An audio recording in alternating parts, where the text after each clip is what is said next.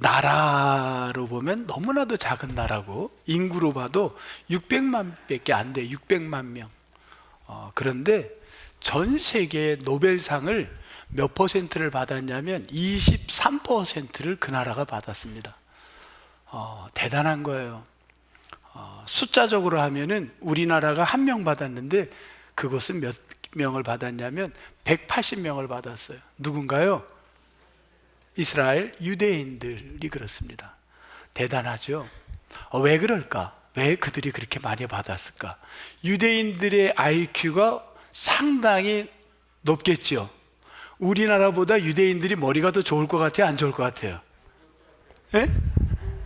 안 좋을 것 같아요? 우리 머리가 훨씬 좋은 것 같아요?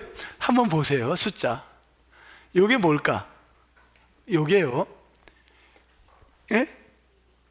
2가 무슨 것 같아요? 이 2가 우리나라 IQ가 전 세계 2등입니다. 1등이 어딘지 아세요? 1등이 홍콩이야. 1등이 우리나라입니다. 아시아가 높을까요? 유럽이 높을까요? 유럽 사람들은 등수에 못 들어. 거의 100 아래입니다. 유럽은. 이 아시아가 상당히 높아요. IQ가 45는 어느 나라일까? 유대인 이스라엘이 45등입니다. IQ 수치가 그래요. 자, 요건 뭘까? IQ가 우리나라 평균이 106, 이스라엘이 평균 94. 우리가 상당히 높습니다. 그런데 IQ만 갖고는 우리가 훨씬 높은데 왜 노벨 프라이즈는 그 땅 사람들이 많이 받을까? 교육의 문제였구나. 교육의 문제. 우리는 성적을 내는 중심, 사지선답, 그래서 점수를 높이는 교육을 하고 있구나. 여러분, 모르면 1, 2, 3, 4 중에 모르면 어떻게? 나올 때 그냥 나와, 찍어 나와. 연필 돌려서 찍고라도 나와야 돼. 특히 3번이 답이 많아. 3번. 그리고 나온 적 있지요? 없어요? 있어요. 비슷해요. 저도 우리 권사님은 몇 번 많이 찍었어요? 3번. 어쩜 나하고 비슷하지? 나도 3번을 찍고 나는데 다 틀렸죠? 어쨌든 이제 그런 경험들이 다 있는 거야. 그러면 교육의 방법의 문제인가? 뭐지? 이런 생각이 듭니다. 우리는 이게 입시 위주의 사지선답, 이건 문제가 있겠구나. 그래서 요즘은 중학교 아이들까지 성적을 내지 말아라, 점수 등수를 내지 말아라, 아이들을 자유롭게 해서 교육을 해보자, 그런 거를 해봅니다. 그런데 그게 잘 안 돼요. 왜냐하면 오히려 안 하니까 아이들을 과외를 시키고 더 저걸 합니다. 일본에서, 여러분, 일본 사람들은 우리하고 어떨까? 우리하고 너무 교육이 비슷한 거예요. 유토리 교육이라는 게 뭔가 하면 하도 점수를 내고 등수를 내고 좋은 학교 가야 되는 그 교육을 하니까 일본에서 오래전에 유토리 교육 방법을 제안을 했습니다. 뭐냐면 수업 시간을 줄여버린 거예요. 줄이고 그 시간에 뭐를 했냐면 아이들에게 인성교육, 토론, 대화, 이런 교육을 시켰습니다.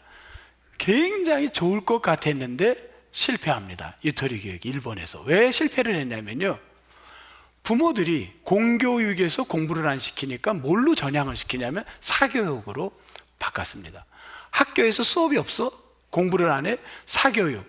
그래서 아이들을 더 공부를 시키면 사교육비가 엄청나게 들어가기 시작을 합니다. 그래야만 명문대학의 일본도 간다는 것 때문에 사교육을 발달시켰습니다. 그래서 유토리 교육도 결국은 실패를 합니다.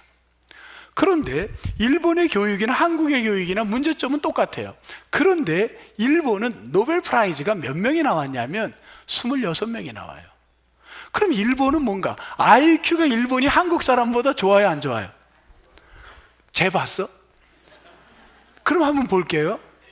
이거 한번 보겠습니다. 이건 안 나와. 이건 안 나와. 이건 아니에요. 자, 잘못 나왔어.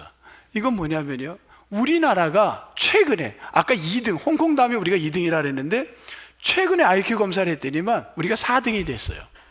그런데 다 아시아예요. 앞에 다 아시아입니다. 그 앞에.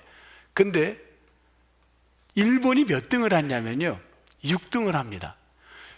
일본은 한국을 따라 본 적이 없습니다. 이 조사에. 일본 사람보다 한국인이 IQ가 기가 막히게 좋아요.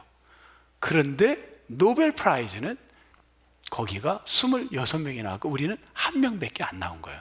왜 그럴까? 이게 이제 화두가 되는 거예요. 교육교에서 화두가 되는 거예요. 왜 이렇게 됐지? 도대체 이게 뭘까? 그러면서 하나를 가설을 만들었어요. 이것 때문일 거다 하고 제시를 합니다. 그게 뭐냐면 도서관이에요. 도서관이 여기에 문제가 있었구나를 찾아낸 거예요. 자, 이 숫자를 한번 보여줄게요. 아까 나온 이 숫자입니다. 이게 뭔 숫자일 것 같아요? 이게 9하고 72 이게요 1년 동안에 9가 한국일 것 같아요? 72가 한국일 것 같아요? 9가 한국인 것 같아요. 느낌이 이렇게 머리들이 좋아요. 한국 사람들이 그냥 우리는 느낌으로 알아. 9가 뭐냐면 한국인이 1년 동안에 책 읽는 숫자 9권. 솔직히 우리끼리 얘기지만 1년 동안 난 9권 아닌데 평균 점수가 그냥 올라간 사람도 있어요? 없어요? 있겠지. 72는 일본 사람들이 1년 동안 읽는 책 숫자예요. 그러면 요 숫자는 뭘까? 다음 숫자 요거는 뭘까? 에? 저렇게 머리가 좋으니 도서관 숫자예요. 1000이 대한민국 도서관 숫자고 4000이 일본의 도서관 숫자입니다. 사실은 한국이 작년에 1100 얼마라고 통계가 나왔어요. 일본은 4000보다 훨씬 많습니다. 근데 나온 통계가 요렇게밖에 없어서 그냥 이걸 쓴 거지. 이거 옛날 통계예요. 근데 어쨌든 일본이 한국보다 몇 배로 도서관이 많습니다. 그러면 독서에 대한 그 열정이 한국인보다 일본인이 많다는 거예요. 그건 분명한 데이터가 나온 거예요. 그런데 머리는 한국이 좋지만 책을 안 본다는 거예요. 서울에 어떤 카페에서 있었던 일입니다. 서울에 갔더니만 카페에 사람들이 99명이 있는 걸 기자가 눈으로 세워본 거예요. 그리고 기자가 뭘 봤냐면 그 스마트폰을 보는 친구들이 28명, 그리고 9명은 뭘 하고 있어요? 노트북을 켜놓고 검색을 하고 있더라는 겁니다. 근데 한 명도 책 읽는 사람이 없는 거예요. 근데 거기서 딱 한 명을 구석에서 발견한 거예요. 너무 기자가 좋아가지고 그 20대 남자 젊은이가 책을 보고 있는 거야. 그에게 찾아간 거야. 아니 젊은이 뭘 그렇게 책을 보냐고 너무 기뻐서. 우리나라에도 한 명이 책 읽는 사람이 있어서 갔더니만 이 친구가 무슨 책을 보고 있냐면 만화책을 보고 있었던 거예요. 지금 우리나라는 사색이라는 단어는 거의 없어졌습니다. 사색을 한다, 어떤 철학을 한다라는 것보다 검색하는 단어가 더 많아요. 우리는 검색을 좋아하지 사색은 안 좋아하는 나라가 됐어요. 자, 이런 현실인데, 그래서 그러면 이제 도서관 독서에게 문제가 있었구나. 그리고 보면은 독서를 하는데 여러분의 도서관은 딱 도서관 하면 떠오르는 게 어떤가요? 여기 지금 도서관을 매일마다 다니시는 분도 계시는데 우리는 도서관 하면 어떤 게 떠오르냐면 들어갈 때부터 써 있어. 어떻게 하라 그래요? 도서관 들어갈 때 정숙 조용해야 돼. 기침이 나도 도서관에서 어떻게 돼요? 컬럭 해야 돼. 거기서 하면 아주 그냥 무지한 사람이 되는 겁니다. 진짜 우리는 도서관이 정숙을 요하는 그곳 현장이 그런 자리였는데 뜻밖의 유대인들의 도서관을 가서 쇼크를 받는 거예요. 자, 한번 보여드릴까요? 그들의 도서관은 어떠냐면 그곳에서 떠들고 난립니다. 왜? 그 도서관이 그들은 정숙을 하는 것이 아니라 토론하는 자리였던 겁니다. 이야기하고, 저기 앉아있는 사람, 난 이거에 대해서 생각하는데 이게 왜 이게 에너지라는 게 왜 태양이 이렇게 돼야지? 지구는 어떻게 된 거야? 왜 사과가 떨어져? 뭐 이런 별 이야기들을 다 토론하는데 우리는 도서관에 가는 이유는 점수를 내기 위해서 목적이 좋은 성적, 사지선답의 점수를 찾기 위한 도서관을 갔더라는 겁니다. 여기에 문제가 있었구나. 그러면 지금 이런 문제들이 유대인들은 이런 여러 가지 문제들을 어떻게 이것을 독서량, 그 다음에 머리도 안 좋은데 토론하고 이런 것들을 어디에서 이들은 얻어냈을까? 이거가 이제 우리의 지금 인트로를 쭉 가면서 여러분들을 한 목적을 향하여 가고 있는 겁니다. 그 목적을 향하여 가기 위해서 제가 여기 성경 세 사람의 인물을 여러분 앞에 소개하겠습니다. 이분들은 각자 특징을 하나씩 그림에다가 넣었어요. 이 특징을 보면 여러분이 누군지 감을 잡을 수가 있습니다. 맨 먼저 저 오른쪽에, 제 쪽에서 오른쪽에 있는 저분은 누구 같아요? 뭐가 있죠? 의미가 있는 게 있어요. 그래서 모세, 이게 들어옵니다. 그리고 맨 이쪽에 있는 분은 누군가요? 사자들 하니까 다니엘. 좋아요. 그 난이도가 낮았어요. 요 두 사람은. 이제 난이도가 높은 요 가운데 사람은 누구 같습니까? 요게 이제 어려워. 요거는 신약의 사람인데 젊은 남자아이가 주인공입니다. 근데 양쪽에 엄마와 할머니가 앉아서 성경을 가르쳐 주고 있는 겁니다. 엄마와 할머니. 왜 할머니야? 왜 할머니? 모세 했잖아. 자꾸 모세 하시네. 모세 여기서 했는데 또 나오면 어떡해? 네? 디모데지, 디모데요. 자, 그러면 이제 여러분 세 사람의 이제 공통점을 제가 찾아가려고 이런 얘기를 하겠죠. 자, 모세를 보면요. 모세가요 태어났을 때 공교육을 받았나요? 안 받았나요? 네? 사도행전 7장인가 보면 모세는 공교육을 받았다고 합니다. 애굽의 교육을 받았어요. 바로의 교육을 받았습니다. 큰 교육을 모세는 받았습니다. 그러면 모세는 공교육만 받았나요, 장로님? 아닙니다. 그는 태어나자마자 그를 케어해 준 사람이 누군가요? 응? 엄마야, 엄마. 엄마가 케어를 합니다. 그 엄마가 바로 그 3개월 된 아기를 강물에 나일강에 던졌을 때 그 엄마가 가서 유모가 돼가지고 아이를 키우는데 그 아이에게 정체성을 심어줬다는 겁니다. 공교육과 가정에서의 엄마로부터의 교육을 두 가지를 받았다는 겁니다. 모세는. 자, 가운데 디모데는 어떤 교육을 받았나요? 디모데는 이 환경이, 태어난 환경이 디모데도 안 좋았습니다. 헬라인 사람입니다. 헬라인입니다. 헬라 지역은 이방 지역입니다. 이 아버지가 뭐였냐면 헬라인이었습니다. 그런데 엄마는 유대인입니다. 이 헬라인 이방 상황에서 이 유대인 교육을 엄마가 시켰던 거고, 엄마와 누가 시켰냐면 외할머니가 시킨 겁니다. 철저히 신앙교육을 시켜서 그는 장성했을 때 바울이 디모데를 가리켜 뭐라면 내 아들과 같다고 했고, 디모데는 젊어서 목자로서 큰 사역을 감당했다는 겁니다. 이게 디모데에 대한 교육의 방식이었어요. 엄마와 할머니의 교육을 이방 땅에서 받고 자랐다, 요겁니다. 다음 이제 다니엘로 가겠습니다. 마지막 사람 다니엘. 다니엘은 BC 600년 전의 사람인데, 이 600년 전 때 유대인들이 하나님 앞에 많은 우상숭배 때문에 하나님이 이들을 다 바벨론의 포로로 잡혀가는 걸 허락합니다. 그래서 포로로 가는데 어떤 자들을 잡아갔냐면 그 바벨론 사람들이 똑똑한 친구들을 데리고 갑니다. 그때 이 다니엘의 나이가 몇 살이었냐면 15살이었습니다. 15살. 15살이면 학년기로 따지자면 어느 학년인가요? 중학교 나이에 해당하는 아이였습니다. 중학교 나이의 아이가 남의 나라의 포로로 끌려가요.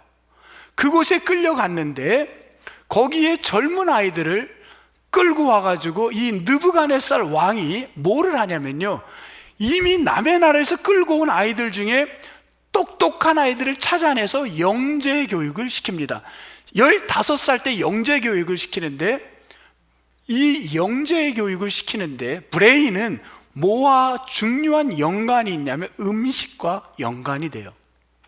어떤 음식을 먹느냐가 브레인을 좋게 하는 뇌를 발달시키는데, 이때에 이 느부갓네살은 특수 영재 교육을 시키느라고 이 잡아온 아이들을 잘 교육해서 그 콜로니 식민지 삼은 나라들을 얘네들을 통하여 더욱 식민지 삼으려고 얘네들을 더 교육하는 겁니다. 영재 교육을 시키는데, 음식도 식단도 조절을 합니다.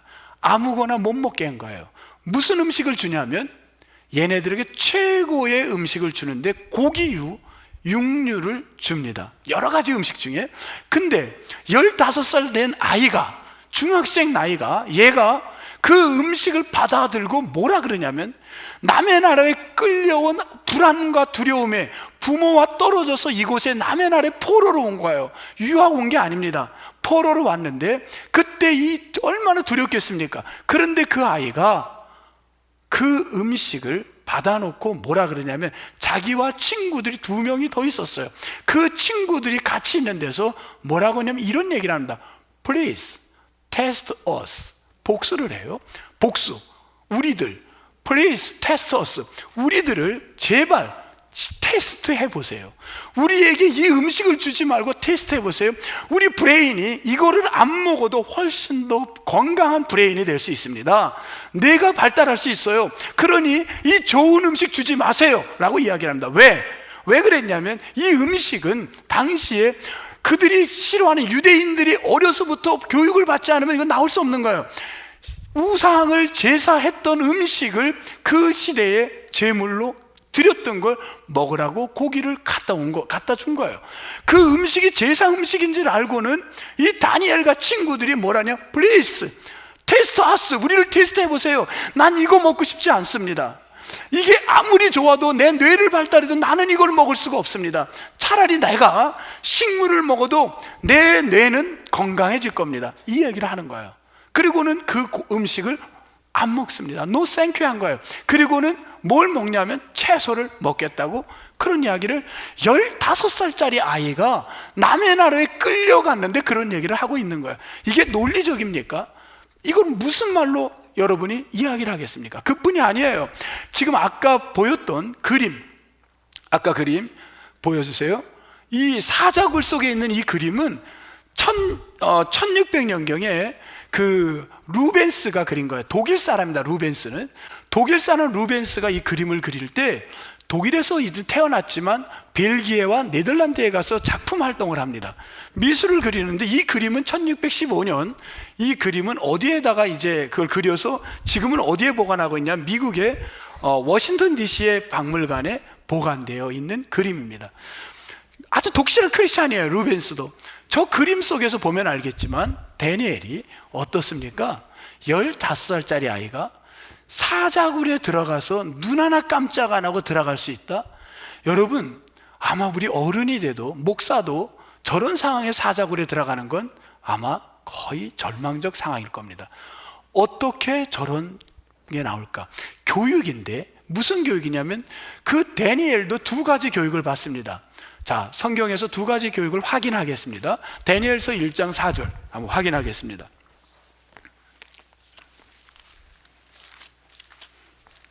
다니엘 1장 4절. 여러분 본문 옆이니까 뭐 쉽게 찾겠죠? 4절. 그 넷째 줄에 보면 뭐라 그랬냐면, 그들에게 무슨 사람의 학문? 갈대아가 뭘 가리키냐면요, 바벨론을 가리키는 거예요. 바벨론의 학문과 언어를 가르치게 하였다. 그러니까 앞으로 포로로 끌려온 이 아이들을 영재 교육을 시키겠다는데, 어느 교육입니까? 공교육이 바벨론 교육을 시키겠다는 거예요. 몇 년을 교육받냐면 3년을 교육받게 됩니다. 영재 교육을 3년을 받게 돼요. 그런데 그는 그러면 영재 교육만 받은 게 아니에요. 그가 내가 Please test us 했다든지, 사자굴에 들어가서 나는 뜻을 정해 하루 3번은 기도해야 된다든지, 느부갓네살이 해석 못하면 다 죽인다고 할 때 뭐라 그러냐? 왕이여 진정하소서, 나에게 시간을 주세요. 어떻게 감히 왕한테 그렇게 15살짜리가 이런 용기 있게 이야기할 수 있는 건 어디서 왔겠냐는 겁니다. 그는 15살 전, 포로로 끌려오기 전에 분명한 건, 예측 가능한 건 그의 고향 땅에서 뭘 배웠을까요? 분명한 건 확실한 가정 신앙 교육이 있었다는 겁니다. 여러분 동의하십니까? 그거는 건강한 추측일 뿐입니다. 자, 그러면 이제 3사람을 정리하겠어요. 우리 맨 먼저 나왔던 사람 누구였죠? 모세, 그 다음 가운데 디모데, 그 다음 다니엘, 세 사람의 이제 공통적 분모를 찾아내야 됩니다. 자, 오늘 설교는 일로 이제 점점 여러분에게 맞춰가는 거예요. 주제를 맞춰갑니다. 이 세 사람의 공통점이 무엇입니까?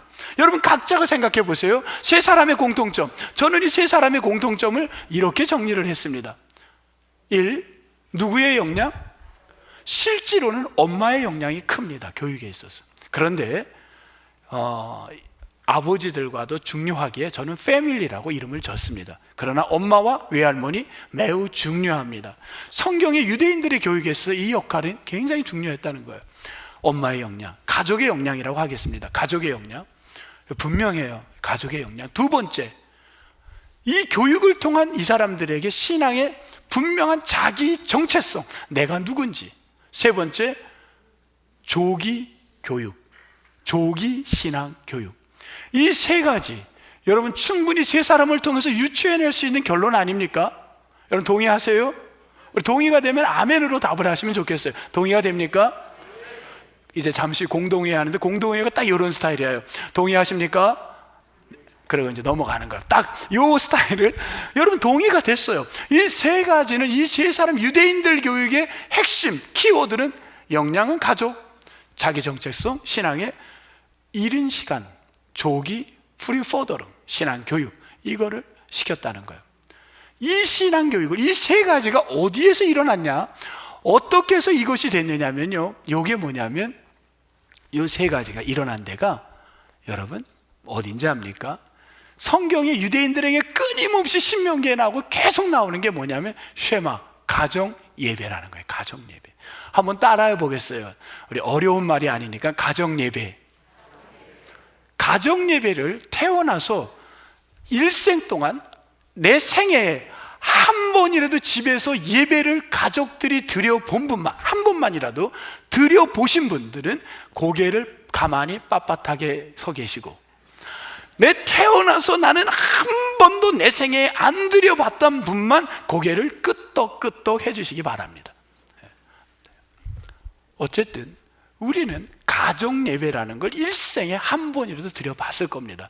여러분 그 한 번이 엄청난 축복의 문이 열린 겁니다. 보세요, 여러분 매우 중요합니다. 가정 예배가 패밀리의 역량, 조기 교육, 그리고 정체성을 주는 그 요인이라고 하는데 왜 그런지 아십니까? 지금부터 그거에 대한 이야기를 해나가겠습니다. 두 가지를 제가 본문을 드릴 텐데 이거는 축복의 본문입니다. 여러분 이 두 가지 해답이 있습니다. 자기가 직접 찾아보십시오. 이 본문 어떤 본문이냐면요, 매우 중요한 본문입니다. 딱 두 구절만 드릴 텐데 출애굽기 12장 26절. 가정 예배가 왜 중요했는지, 노벨 프라이즈하고 어떤 연관이 있는지가 여기 키가 이제 담겨져 있다는 거예요. 출애굽기 12장 26절. 요거 자기가 직접 찾아보셔야 됩니다. 출애굽기 12장 26절. 자, 이렇게 성경에는 나와 있습니다. 자, 우리 같이 한번 읽겠습니다. 26절 시작. 이후에 너희가 자녀가 묻기를 이 예식이 무슨 뜻이냐 하거든. 이렇게 물은 거예요. 자녀가 묻기를 이 예식이 뭐예요? 하고 묻거든. 27절 제가 읽겠습니다. 이거는 너희는, 부모들에게 말하는 겁니다. 너희는 이르기를 이는 여호와의 유월절 제사라. 이게 무슨 의미냐고? 여호와께서 애굽 사람에게 재앙을 내리실 때에 애굽에 있는 블라블라블라블라 하니라. 이렇게 하라는 겁니다. 자, 한 번 더 하겠습니다. 한 번만 더 봅니다. 여호수아 4장 21절. 여호수아 4장 21절입니다. 여호수아 4장 21절. 324면입니다. 324면. 324면 구약성경 여호수아 4장 21절. 이스라엘 자손들에게 말하여 이르되 후일에 너희의 자손들이 그들의 아버지에게 묻기를, 같이 읽겠습니다. 시작. 이 돌들은 무슨 뜻이니까 하거든. 자, 제가 읽습니다. 23절. 너희의 하나님 여호와께서 요단물을 너희 앞에 마르게 하사 홍해를 말리시고 블라블라블라. 여기까지만 봅니다.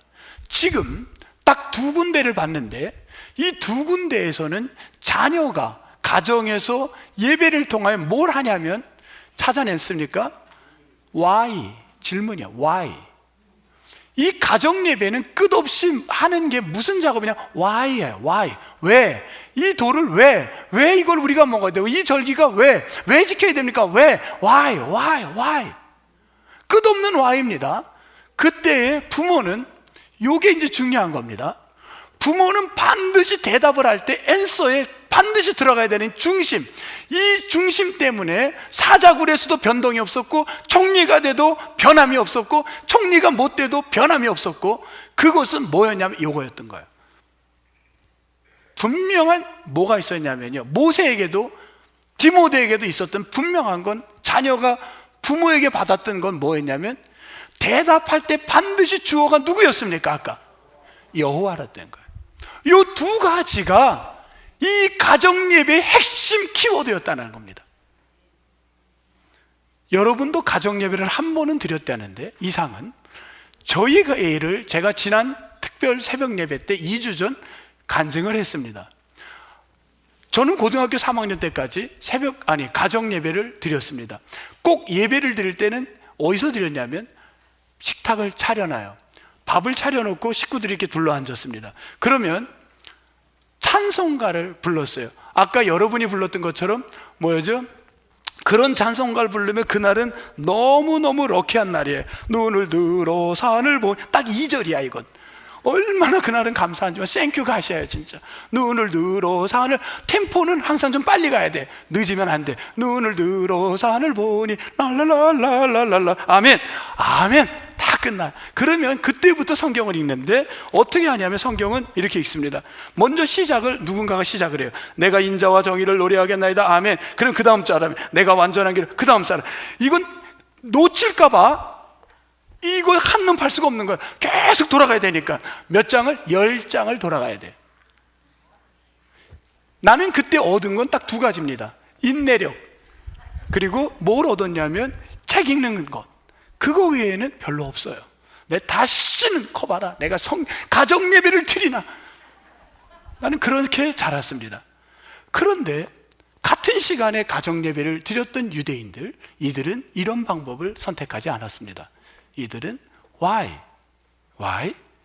끊임없는 아이들의 질문을 부모는 듣고 여호와는 너희들에게 분명한 해답을 찾아 주었다는 겁니다. 같은 시간 에너지를 쏘는데 효과적인 쏘았던 그 땅, 그들은 너무나도 민족적 차이를 만들어낸 겁니다. 오늘 성경에서 보니까 뭐같이 된다 그랬냐면 별이라는 단어가 나옵니다. 별. 저는 이 별이라는 단어만 들어도 흥분이 됩니다. 여러분, 별과 같이 된다. 그런데 저는 별이라는 것도 매우, 제가 생각하는 별, 여러분은 어떤지 모르는데 이 별은 너무 세속화된 별이 저의 머릿속에 있는 거예요. 별과 같이 된다. 큰 인물. 여러분, 여기 숫자를 한번 보겠습니다. 숫자 한번 보여주세요. 이거는 1년 후에 60%, 3년 후에 40%, 100년 후에 0.03%. 이건 뭘 가리킬까요? 이거는 기업이 망가진 해를 말하는 겁니다. 어떤 기업도, 어떤 대기업도 결국은 100년 후에는 나만 아는 게 0.03%라는 겁니다. 우리가 그렇게 점수에 투자하고 그렇게 사지선답을 해서 머리 좋은 사람만이 들어갈 수 있는 저 기업도 남는 건 0.03%밖에 안 되는 거예요. 레만 브라더스 158년을 버티다가 그 세계적인 기업이 2008년 클로즈합니다. 우리나라에도 클로즈를 2008년 동시에 했습니다. 여러분, S로 시작하는 우리나라의 정말 멋진 기업입니다. 지금 금년이 85년이 되는 해입니다. 138년에 시작을 했습니다. 1938년에 시작을 했습니다. 그런데 금년 85년 5주년입니다. 여러분, 저는 100년은 무난히 넘어가리라 봅니다. 그러나 100년 이상 과연 얼마나 갈까는, 그거는 하나님 안에서 아무도 대답할 수가 없습니다. 세상의 어떤 기업도 통계가 말해주고 있는 겁니다. 그런데 우리는 그것을 별로 생각합니다. 거기에 들어가면 너무 울고 난리 나는 거예요. 여러분, 그게 별일까요? 그건 아닙니다.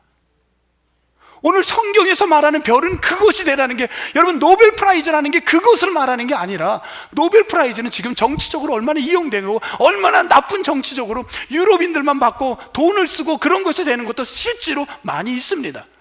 그걸 노벨상이 진짜 그런 노벨상을 갖고 성공한 걸로 지금 예를 든 게 아닙니다. 여기서 말했던 노벨상은 저는 세상에 유익을 주는 별과 같은 거를 말했던 겁니다. 여러분, 그런 사람 오늘 어떤 사람인가요? 오늘 성경에는 아주 정확하고 분명하게 다니엘서 12장 3절에 이야기하고 있습니다. 어떤 사람을, 본문을 보십시오. 많은 사람을 주께로 인도하는 자가 별과 같이 되리라. 동의하십니까? 여기가 분명한 스타라는 겁니다. 세상에 썩어질 별을 여러분이 별로 생각하고 그것 때문에 울고 불고 할 게 아니라 진정한 별은 다르다는 거예요. 그래서 주어가 항상 여호와를 심어줬던 거고, 그들의 세상을 보는 건 비평적 사고, 여러분 why? critical thinking, 이 비평적 사고를 키웠고 거기에서 큰 인물을 배출했던 거예요. 그거는 배울 만한 우리의 방법론입니다. critical thinking, 비평적 사고와 그리고 여호와 중심의 신앙, 이 두 가지는 여러분이 갖고 가야 될, 할머니 된 자로서, 또한 엄마 된 자로서, 아빠 된 자로서 이거는 우리가 가져야 될 자세는 분명합니다. 애를 잠시 봐주는 것으로, 여러분 내가 우리 아이를 베이비시트 해주는 것으로 행복하고 보람있게 갖지 말고, 같은 시간에 시간을 여러분이 허송하고 팔이 아프고 허리가 아픈데도 그 봉사를 하려면 그 아이에게 크리티컬 띵킹, 비평적 사고와 그리고 그 아이에게 여호와 중심의 신앙을 그 젖먹이부터 시키는 여러 부모님, 할머니, 할아버지가 되기를 주님의 이름으로 축복합니다. 이게 달랐던 거예요. 시간 낭비하고 인내심 끼고 허리 아프고 팔 아프고 그러면서 봉사했다고 그걸 갖다가 여러 말해서 백날해야 소용이 없습니다. 어떻게 자녀를 키우겠습니까? 금요일 날 여러분 그 노래하는 젊은이 중에 누가 있냐면 잘 아실 거예요. BY 알죠? 그 친구가 애를 낳습니다. 딸아이를 시화라고 이름을 줬습니다. 금요일, 하나님 제 인생에 이런 날을 주셔서 감사합니다. 하나님 우리 딸 시아를 주셔서 감사합니다. 시아 엄마 26년 시간 동안 제일 수고 많이 했어. 땡큐 러브.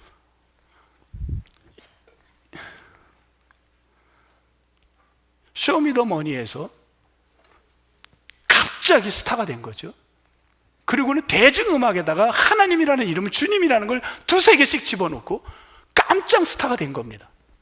그리고는요 뭐라 그랬냐면 God makes no mistake, 하나님은 내 인생에 실수를 만드는 분이 아니야. 노래 가사에 그런 걸 집어넣은 거예요. 그것뿐입니까? 뭐 나를 죄에서 구원하신 주, 뭐 이런 노래까지 하고, 포레버에서는 무슨 가사냐, 나는 24살 그런데 100만 원짜리 지폐를 100장씩 나는 11조를 하는 젊은이야. 너희들 나를 본받을래 롤모델이지, 나는 최고의 젊은이의 롤모델이야. 그런데 나는 세상 걸 따라가는 사람이 아니야.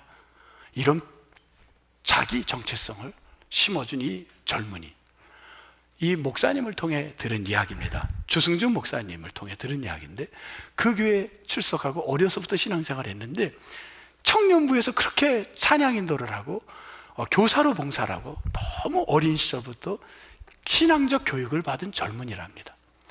여러분, 신앙적 젊은이를 통한 많은 젊은이들에게 주께로 인도하는 그러한 사람을 주께로 인도하는 별과 같이 쓰임받는 젊은이인 줄 믿습니다. 스타예요. 진정한 스타.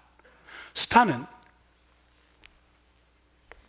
과학 분야만 나오는 게 아니라 음악 분야, 다양한 분야의 스타가 나오는 겁니다. 그러면 이런 질문이 생겨요. 목사님, 나는 나이 들어서 예수를 믿었는데 그러면 나는 스타 되기엔 텄군요. 왜? 어려서 가정, 신앙교육, 조기교육을 받아야 했는데 나는 그런 선택조차 없었습니다. 그런 반문이 생길 수도 있는 거예요. 천만의 말씀입니다. 또 한 번의 사람을 소개하겠습니다. 대만의 스타. 이 사람은 대만의 굉장한 스타예요. 40년을 대만의 스타로 금종상이라는 걸 대만에서 수상을 합니다. 최근에 수상했는데 나무주연상을 받았어요. 이분은 2016년에도 받았어요. 그때 이천주, 제가 이름을 남의 나라 사람은 잘 못 외워줘요. 누구냐 하면 이천주 맞네. 이천주라는 사람인데 이분이 딱 상을 받고 이랬어요. 여러분, 나는 여기서 뭔가를 정말 하고 싶은 게 있는데 그걸 해도 되겠습니까? 그러니까 사람들이 깜짝 놀랐어요. 그 사람이 뭘 고백하고 싶었냐면요, 我是个基督徒，那么就用我的方式，我跟我的神，圣经里面的主导文，来为这片土地上面的人来祷告，好吗？啊，我们在天上的父，愿人都尊你的名为圣，愿你的国降临，全是你的，直到永远。阿门。 주기도문을 고백한 거예요. 시상식에서 주기도문을 한 거예요. 난 여러분이 쓰러질 줄 알았어. 그냥 대단한 거 아닙니까? 다시 해볼게요. 주기도문을 한 거예요, 이분이.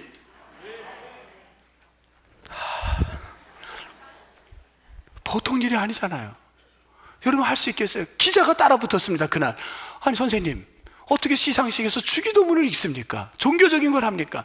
내가 대만이 너무 지금 마약과 온갖 것들로 고통을 받는 걸 보고 하나님의 통치가 나는 필요하다고 봐서 이걸 할 수밖에 없었습니다. 난리가 났어요. 그 다음날, 아니 너가 뭔데 함부로 이 나라를 갖다 종교적으로 이야기를 해내냐, 막 난리가 날 때 그는 악플이 막 달고 그냥 댓글에 그냥 막 저거 할 때 바로 기자회견합니다. 저는 40년 동안 이 나라의 국민 배우로 최고의 찬사를 받고 있었는데 오늘 나는 여러분 최고의 나쁜 사람이 되었습니다. 죄송합니다. 그런데 저의 이 신념, 이 고백은 변할 수가 없습니다. 하나님이 이 나라를 사랑합니다. 이렇게 얘기를 했습니다. 그 후에 연예인들이 대만에서 한 번도 신앙적 고백을 하지 못했던 그 나라가 지금은 많은 연예인이 고백을 하고, 작년 2022년에 이천주 이분이 연극을 하나 했는데 집으로 돌아가라는 연극입니다. 여기에 7,000명의 사람들이 3번 딱 공연을 했는데 와서 봤습니다. 관객이 7,000명이 3번 공연에. 그때 놀라운 일, 기회를 또 한 번 드릴게요. 여러분이 쇼크하는 그 놀라는 그 기회를, 몇 명이 아니라 700명이 예수님을 영접했답니다. 안 되네, 잘 안 돼. 놀라운 일 아닙니까? 엄청난 일이에요. 여러분, 결론입니다. 다 오늘 말씀을 풀었습니다. 결론은 스스로들이 아실 겁니다. 여러분, 우리 교회는 시와, 우리 시장님 계시는데 시와 연결된 도서관도 운영하고 있습니다. 그냥 어떤 아무 외관적인 걸 얘기를 해보는 거예요.